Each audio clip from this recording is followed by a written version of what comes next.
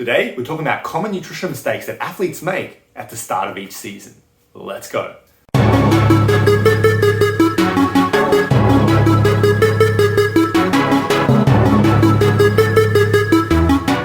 Hi, I'm Alex, a sports dietitian and nutritionist. Welcome to my channel. Great to have you here. So in my time working as a sports dietitian, I've seen all the different nutrition mistakes that people have made. But specifically, I've also seen the common mistakes that athletes make at the start of each season.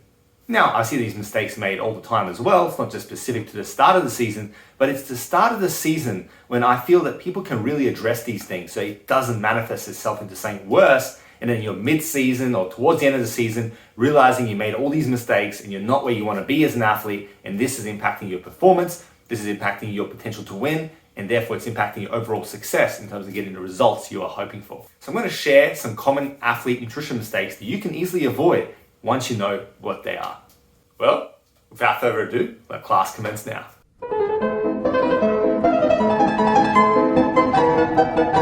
Number one is low carb dieting or cutting your carbs for no necessary reason. So we all know carbs are our primary fuel source. Therefore, if you're an athlete who needs carbs to perform at a higher level and you're cutting back those carbs, keeping them away from you, well, you can see what will happen. You're not going to potentially perform as well as you otherwise would be if you were to optimize your carb strategy.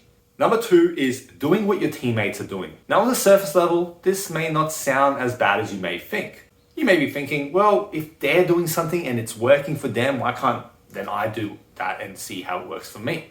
And I get it. And sometimes this is going to be the case. We're all in our lives have always done something that someone else was doing to see if it works for us. I completely understand this. But the issue lies when you continually do this in face of the fact that you may not be getting the same results, and the fact that the matter is that you need a unique approach to your own individual circumstances and all these different things. You end up being in a situation where you're following someone else's path when you should be taking your own path, your own strategies, your own plan, your own advice, professional advice, getting all that for your own self, because you are the unique self that you are. You're an individual athlete. You're not all a collective in the sense of needing the exact same things. You're a collective, obviously, as a team in terms of trying to achieve a similar goal.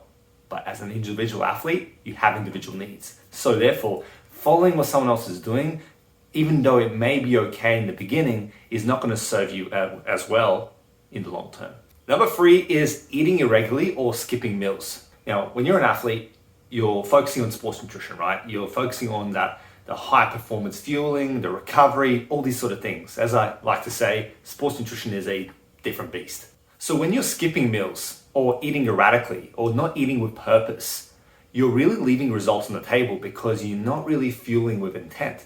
You're potentially leaving yourself in a position where you're under-fueled, under-recovered, not optimized for performance, all these sort of things. And therefore, because of that, you're not going to be able to perform as well, succeed as well, and get the result you're hoping for. It's quite simple. You skip meals, you don't get the fuel, you don't recover, you don't fuel. Simple. You eat erratically, there's no real strategy. Without strategy, sports nutrition kind of gets a bit deflated. And when it gets deflated, well, then you are trying to work on rocky grounds, okay? Things are not as stable. There's no real fundamentals. There's no foundations that are going to help you build upon and fuel yourself as the season goes on. And therefore, you're not going to get the same results. You're not going to be as successful as an athlete. You're not going to reach, as I like to say, the peak potential that you otherwise could be if you were to have more of a plan, more of a strategy, more structure, more frameworks to help you out. No shit. Number four is poor hydration practices. Now, this is a big low-hanging fruit, one that literally all athletes should be able to address very easily and very quickly. Yet it gets pushed to the side in favor of focusing on, your macros and your supplements and this and that, all the other more fun stuff versus hydration. Because we all go, oh yeah, I know I need to drink water. You don't have to tell me that, But the fact of the matter is, I've seen it time and time again, people not hydrating themselves properly, and this is really diminishing their gains from what they're trying to achieve, because dehydration can have such detrimental effects to not only your performance but your health as well. So therefore, just drink water, okay? Just drink water. You'll be better off. Drink water, have a plan to it, do it consistently, and you'll see how much better you feel, how much better you can train and adapt, and therefore perform when it actually comes to the competition. Number five is focusing too much on supplements and the potential impacts the supplements will have on helping you level up, so to speak. See, this is wrong because the fact of the matter is, when you look at the grand scheme of things when it comes to supplements, just grab a huge chunk of those and just say they're not going to work because most supplements are crap. Then out of the ones that do technically work and have evidence to support them, they may not apply to you. And let's just assume that they do. Let's just assume that the supplements that work apply to you and could work for you. Well, if you haven't addressed the food game first and you're over relying on supplements and think that they're going to do this huge thing for you, well, you're mistaken. Essentially, you're mistaken. Dang it. Because you only really boost your results, so to speak, by maybe up to 3%, as been shown in literature before. And even if it was to hypothetically be more than that, it wouldn't work unless your food game is addressed. Unless you've got all the other pillars in place, then supplements is like the cherry on top of the sundae. But the issue is that athletes think that supplements is going to boost them from 0 to hero, okay? Or from like they think it's going to do this huge thing, when the fact of the matter is that it's not that impactful, okay? It's not that, it's not that powerful, so to speak.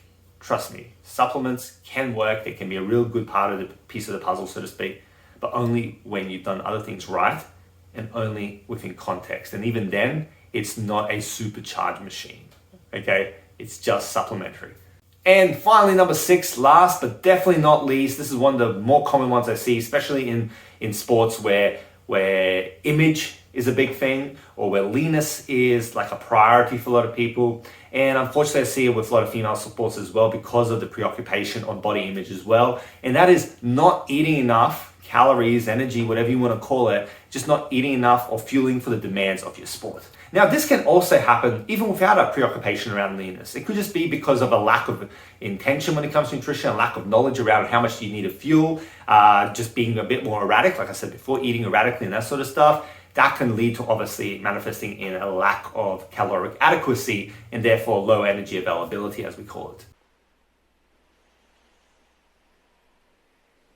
I'm pretty tired.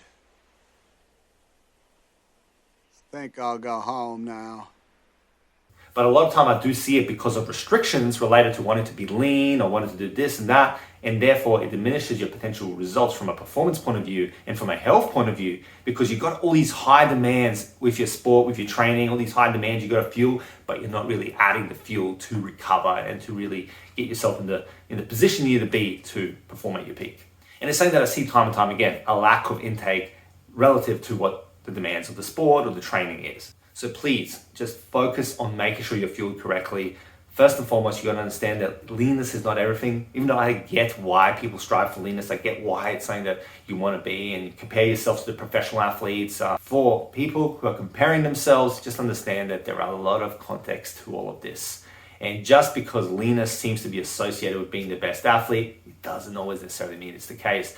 And leanness should never take precedence over health and fueling and making sure that you're actually performing it the right way, that you're eating enough calories for what you need. So please stop under eating calories. It's really doing you a disservice and it's not putting you in the position to be where you want to be. So there you go. That's my 6 common nutrition mistakes that I see athletes make, particularly at the start of each in-season.